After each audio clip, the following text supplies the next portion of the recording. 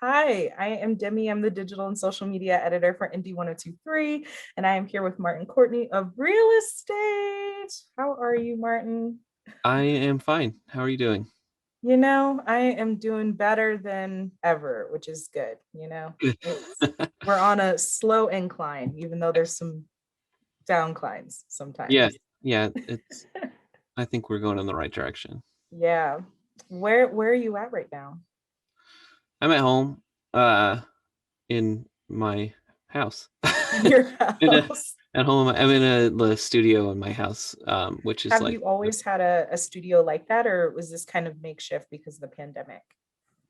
it definitely. Yeah, no, I had a place like we kind of technically still have it like a studio that's like 20 minutes away from my house, Mhm. where we would. I mean, the band is kind of all spread out, so like I'm kind of the only one that lives on the East Coast now, other than our drummer. So she's kind of local to me, but the other guys are out in California and Wisconsin and stuff. So we have a space where we like practice, and I used to go there to write. Like that was kind of my little work space where I would write and stuff. But yeah, when COVID happened, I kind of moved a lot of stuff back into my house, into my basement, and was working there for a few months. But then it just like it was hot in the summer and like cold in the Mhm. winter, and then like Yep. we ended up like rearranging the house like this was like the kids playroom, and then we did this whole thing. We like combined rooms and just like we were doing it anyway, and then I was like my wife was kind enough to be like, you can move up into an actual room in the house. So Instead of in like the crawl spaces, yeah, that's basically. literally like almost a crawl space in the basement. It was, yeah, so it's a lot nicer, and now I don't have to like, now I'm thinking about probably getting rid of the other space that we're paying for, that's like just because I can work here now, and so Yeah, it's a little bit more productive rather than having to leave the house and exactly. like Your work at kids night. are extremely generous for letting you Yeah, have the yeah. Well, place. they got a bigger, they basically took over their bedroom, moved into what was the guest room, which is like we're not having any guests. Yeah. And so then they basically got like their what was their bedroom became like their playroom. So Okay. they've So got plenty of they're space. still fine. Yeah. They didn't get overrun. It's fine. Yeah. No, So they have you seen your bandmates physically at all in the past year, or has it just all been virtual? I have not seen them, no. And I mean, Wow. yeah, we've done a lot of, you know, zooming and Hmm. chatting and stuff. We've definitely been pretty active. But no, we have not been in the same place in over a year for sure. Wow. Has that been quite a transition? Because is this the longest that you've gone without seeing them? Yeah, I would say I think it's the longest I've gone without playing a show since like high school or something. Yeah. Like 20 years. I would say that's probably true because I've always been in bands and stuff and like, Yeah. just playing. So yeah. And yeah, I haven't, I think, yeah. So with that being said, I don't think I would see them over the past, 12 years that this band has been happening. Like I see my bandmates every couple months at least. Sometimes we Yeah. take a little break, but it was never that long because we have to play shows, Right. you know, keep making money and stuff. So yeah. You kind of touched on something I was already going to bring up because I know you guys have been zooming with real estate, which I think is Yeah. super fun. But yeah, you guys have been pretty active on socials in the past year as well, like connecting with your fans by doing Reddits and things like that. So, how do you think that this is helping bring you guys closer to your fans, even though you can't physically go out there and play shows and connect with them that way? Yeah. I mean, I think we kind of like decided we made it like, I think, well, early on when we had to cancel, like we had a record come out right before the pandemic happened, so like we had a lot of shows that we had to cancel, so it was like Mhm. I think initially we were like, well, obviously at first we weren't really sure how long this was going to go on for and how long it was going to last, and we were like, oh, maybe we'll play shows in the fall. And then once it kind of became clear that wasn't happening, I think initially we were like, maybe we'll just like take a break, we're not going to do anything. And then Yes. that, or like we're like, maybe we'll, I don't know what we were thinking, but we basically were like, it, like at a certain point we made a choice to kind of, you know, try and make more music, try and maybe we're like, maybe we can make a record this year, maybe we can whatever. And that kind of morphed into like, you know, finishing that EP that we just put out and things like that. But um yeah, no, I think kind of having been deprived of like the opportunity to put a record out and then like go share it with people physically, playing shows and meeting people after the shows and like that whole thing that is like kind of part of the process of making a record. I think Yeah. we didn't get to do that, but you know, it's yeah, it is. I mean, I don't know if it's like if it actually replaces playing shows, but getting to do things like, you know, yeah, like little online things where we can interact with the fans or answer questions or like yeah, we did that Zoom thing where which was fun. Yeah. It's at least yeah, and you kind of can at least like connect with a lot of people at once rather than just like, you know, one show. But Yeah. yeah, it was something that we wanted to do. We wanted to have that experience of like at least, you know, even with putting the EP out and doing the Zoom thing, it was like it was kind of instead of, you know, being able to play the songs live for people, it was Mhm. like, well, we'll, you know, we'll play the EP and people can listen and like ask us questions and we'll answer them. And um, Yeah. yeah, looking for ways of we're getting that where we can.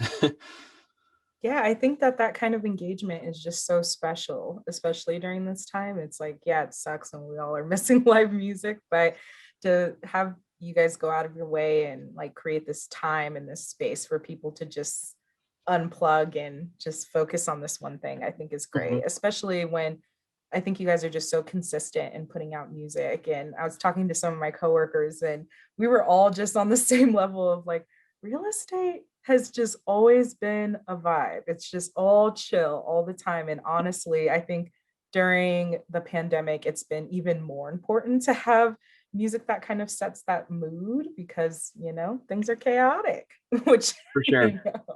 it's just really helpful. So I think that connecting with fans in these digital ways, even though it feels a little weird, I think is just so important for engagement. And Yeah. I mean, we miss it too, you know. That's the yeah. thing is like we want to play shows and like I said, you know, it's important to like when once you after putting the music out, so why maybe it's like a bonus, but like getting to meet fans and play, you know, and like kind of I don't know, have those conversations with people. It's you know, it's a nice part of doing this that we kind of Yeah. didn't get to have this time. So yeah, And I think it's pretty special for not just you, but also for the fans. It's it's a symbiotic thing, like all across the board. for, for sure. Also, yeah, you already mentioned the EP, which just recently came out, but was that the plan to release a major album last year pre-pandemic and then turn around almost a year later and release another project? I mean, I think we were hoping to put something out quickly. Mhm. But like initially, yeah, it was like, well, you know, at a certain point in making the last record, we had so many songs that we were like excited about, but some of them were kind of Mm. either, you know, closer to being done than others. And, or, you know, like in the case of the song Half Human, which ended up on the EP, like we were just like, we had played it live so much that like it just was like hard to wrap our head around putting it on the record or like recording it and so whatever we kind of had to like take a break from it and we ended up focusing on, you know, these 12 songs that ended up on the LP, but we had 6 leftovers and I think initially we were like, well, we can, you know, now we have half the next record like Yeah. ready to go. But then like the pandemic hit and it started to feel weird to me. Like I started writing more music and I think one of the thoughts I was having was like the I don't know, like that's like these songs feel like they're from another time now and like Mm. it just felt like trying to put them on an album with whatever songs I end up writing now, it just felt like maybe it would be better to just like let them be kind of almost put them out as like a companion to the main Mm. thing, you know, the last record we put out, so like and kind of start fresh for the next record. So that was kind of the thinking behind that. um yeah, and so I'm glad we had like and it's also like you put so much work into an actual LP and it really like it feels more important. Um, you know, that, and so I didn't want to have that same experience of like, especially when it felt like this pandemic was, we were not going to be playing shows anytime soon. It was like, why are we going to put all this effort into making another record only Yeah, to put it out and not be able to tour again, you know? exactly. You're So we touring were on like, 2 albums. yeah, exactly. So like, we were like, let's just push the idea of making another record back and, take our time with it. And in the meantime, we've had these 6 songs that we're excited about. So let's finish them up because we wanted to do something. We wanted to feel like we were still a band, there's that whole other part of it where it's like, we kind of just felt like, I don't know, there's like the identity thing where you're like, our whole job is to play music and to be musicians. And now that part of that is like not available to us. So, but how can we continue to be productive and like, so yeah, that was kind of where the idea for the EP came from. And yeah, I'm glad we did it. I like that it's a like a little brother album, like a little piece to complement the full Yeah. LP. Yeah, I mean, I like thinking about it that way too. And I also like to, I mean, it's like, an LP doesn't have to be 10 songs. It's only 6 songs and we're calling it an EP, and it doesn't really matter what we call it, but to me, it does feel it's like pretty substantial, like in terms of just length, and the songs are pretty long. There's some long songs on there. Yeah. And like, to me, like it is like, it does stand on its own as like its own little thing. It's kind of like a mini album. Um, and so yeah, maybe in like 10 years we'll put out like the deluxe main thing with like the EP like All of them. attached, like the triple LP or whatever. Like, but yeah, it definitely is of a piece with the record, the last record, I think. But just kind of, yeah. So were some of those songs on the EP, were some of them written during the pandemic after the LP was released, or were they all kind of like B-sidey, all were written and produced around the same time of the LP release? Um, they were all written around, at least musically, around the same time as the LP, but Okay. a lot of it had to be finished post COVID. So Mm, it was like, I think there's one song where, excuse me, where I hadn't done the lyrics yet for it, so I had to write lyrics. So that's, and anyway, so yeah, there was some basically like, yeah, vocals needed to be recorded, uh and then it was like a thing where it was like some of them just, we were like, this isn't done yet, we're not sure what it needs. And so like what right. we kind of did was like, everyone in the band, it was just like, listen to the songs, and like if you have an idea to record a part, just like record it and upload it, and like, and we'll, that's kind of how, and so like people, Matt, our keyboard player, was recording little synth parts and stuff, and like, um and anyway, we kind of, yeah, added a bunch of things, some extra guitar solos and just things like that. And then I went into the studio with Kevin, who produced the last record, and we mixed it all together and yeah, finished it up. But Wow. To do that process like mostly separate as well, was that a learning experience for all of you guys, or had you done that before? we hadn't, um I think like, yeah, it was a learning experience. Well, we did, because once we put the record out, we had to do these things that, if we had been on the road, we would probably be going to radio stations and doing Mhm. sessions like we did for you guys, right? I think we did a session. Yeah. We ended up recording things remotely, so like we figured out how to do that pretty early on last year. Mhm. And it's funny, it's one of those things where like the technology we already had, it wasn't like new technology. We could have been doing it for years, but we just Mhm. never thought to do it, or ever had, I guess, like the necessity to do it. Mhm. But once we were like, oh, I guess that was actually pretty easy and like fun to do it that way. That was, yeah, it was a learning experience. And now like, I think it'll make it easier, like for writing new material, like passing Mm, demos around and stuff. It's definitely not a replacement for like being in a room together and playing the song 100 times, and like, you know, and so that, I think that'll still be a necessary like element to making the record, but I right. think we can get further on in the process remotely now, and not have to spend as much time like, away from our families and stuff, like, Exactly. when making new music, which is nice. Um, You have a it's, system down. Yeah, I mean, and that's I think a lot of people have realized, like, you know, you can do a lot more in your house than you realize, which is good. Exactly.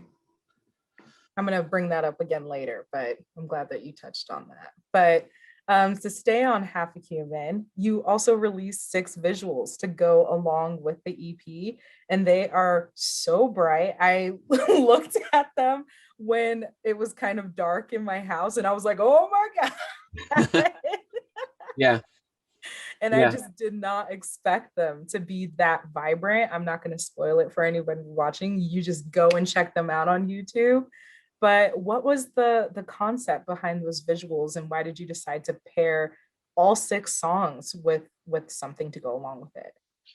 Well, we wanted to work with these people. I think they're based in Portland, Oregon. They're called Fisk, Mm, and they're just a cool like design house team. They do like cool package design for uh bands and whatever, and videos and all that kind of stuff, and they've worked with a lot of cool people. And anyway, so we asked them to collaborate with us on this record. Um, and we needed an, and the other challenge is, like, you can't make a music video in the traditional way of like mm, like everybody gets together in a room with like cameras and stuff, so it's like it had to be either animated or like, like we wanted to think of a cool creative way to make a video for the single, which was Half a Human. And so right. we reached out to them, and the idea was like, we filmed ourselves like doing kind of like mundane tasks in our house, like washing the dishes and stuff, and like, and then they mixed that together with like a lot of just found footage, Yeah.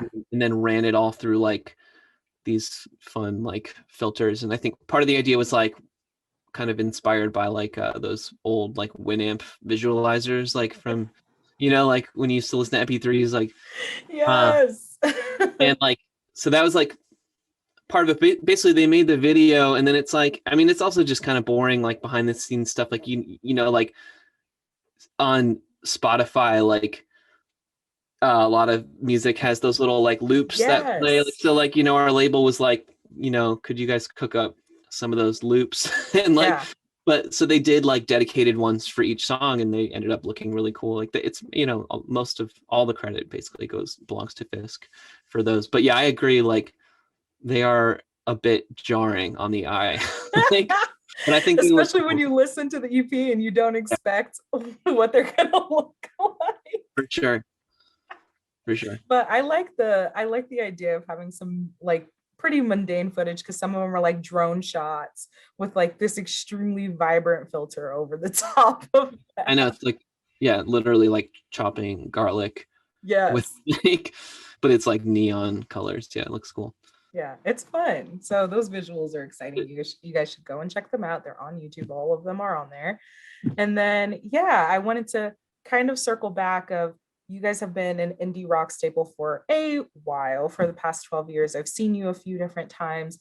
And I like that you touched on that, even during this like super remote time, you guys were pretty prepared. And from doing some of these interviews, a lot of people were not.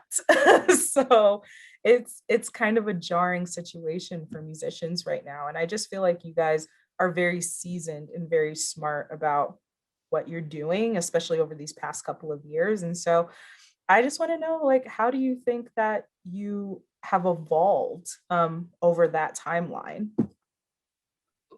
I don't know. I mean, I feel like it's cool that we that it comes off that way. Um, that You it seems seem like put together. that's good. No, I mean, we this obviously took everything kind of took us surprise like everybody else, but and and we just, like I said, we were really just trying to hopefully just stay busy and keep, even just for our own like sanity, like you want to have something to do. Um, and also I think because it felt like such a kind of anticlimax, like putting this record out and then like not, we were just ready to go. Like this record was, Yeah. this was supposed to, last year was supposed to be kind of a busy year for us, so it was definitely like there was momentum there, I think. Mhm. Which like I think I initially was like touched on, like, yeah, like it felt like a bit of a crash, and then we were like, well, we can't just lose this momentum, so we like tried to Right. figure out ways of staying busy. But like, yeah, I mean, I think over the years, certain things have become more routine for sure. Like, I mean, we've been doing this for we became a band in 2008. So it's been a while, and like, you know, we just put out our fifth record. So it's like it becomes a routine, and then like the challenge, especially with the last record, was like, how do we not make it so routine, and how do we kind of, especially when we were recording the album, like how can we really like break out of this, you know, not that it was a cycle, because I think every record has we've recorded in different places with different people, and like it's always felt like a new experience, but like we are just like, how Yes. can we challenge ourselves to like whatever, approach this differently, which basically just turned into like, let's just work harder on it and take more Yeah. time, and so we really like, it took like a year to make that last record. um but yeah, I don't know, I think we're just kind of, you know, feeling our way through it just like anyone else. But like, uh I'm glad that it seems like we know what we're doing. And in certain ways we do, you know, I think in certain ways it had, like I was, and also like playing shows, it has Yes. a thing where at first, you know, I used to be really nervous, and we used to kind of, I don't know, like I think we've gotten better at that. And now we're going to go back to being like Out there nervous again. and rusty, and like, gonna have to How do we talk to the get our audience? sea legs back for sure. Eventually. It's funny But yeah. because I watched you guys tour very early on in your career. And yeah, I saw that growth. And the most recent time I've seen you, which isn't that recent, I think it was UMS 2014, I believe, here in Denver. But yeah, I've just seen so much growth during that time. And now on indie, we focus super heavily on the local musician scene that is here. And a lot of them cite you guys as inspiration. And so, do you have any advice for those up and coming indie rock artists that aspire to be like you? I mean, well, yeah. I think initially, like what I used to tell people was like, the only, I don't know how we were able to succeed, but like we definitely played tons and tons of shows. We just Yeah. played anywhere we could, which is like not really the best advice to give now to people, but eventually, you know, hopefully that'll become a possibility again. And we would book our own tours, and it was also like, I think Alex, the bass player in my band in Real Estate, said one time, like, you know, find people who you would consider to be musical peers and reach out to them, and like, you know, and kind of find your like peer group, and, you know, and book shows and find people to play with, and like, but and just, I don't know, kind of like, don't, just keep going, don't worry about what other people are gonna like, because as you know, that can be kind of paralyzing. And somehow, like for me, yeah, like I could be very like worried about how this music will be perceived, especially after we started to like gain a little bit of an audience. It was like the difference between the first and second record was really big, because it Mm, was like, you know, the first record we didn't really, we were just making it, you know, in our basements and stuff, and it was very like DIY, and we weren't really expecting it to even come out. Uh, yeah. and then the second one was like, oh, we have like a label, and like, you know, we're, so it was like definitely nerve wracking, and the only thing you can do is to just like just kind of have confidence in yourself, and Yeah. or just fake it, and see what happens. But Fake it till you make it, but yeah, also for keep sure. going. I think that I that's think, yeah, the just keep going, best advice. for sure, definitely. Well, I want to thank you for your time, Martin. I really appreciate it. Thanks for chatting with me. Thank you. And thanks to everybody who is watching. Go and stream The Main Thing and Half a Human that are out right now. We're also playing a lot of those singles on Indie 1023, so make sure that you listen that way. And for more indie sessions at home, make sure to just keep it tuned on indie1023.org. And we will see you next time. Thank you. Bye. Bye. Thank you, Martin.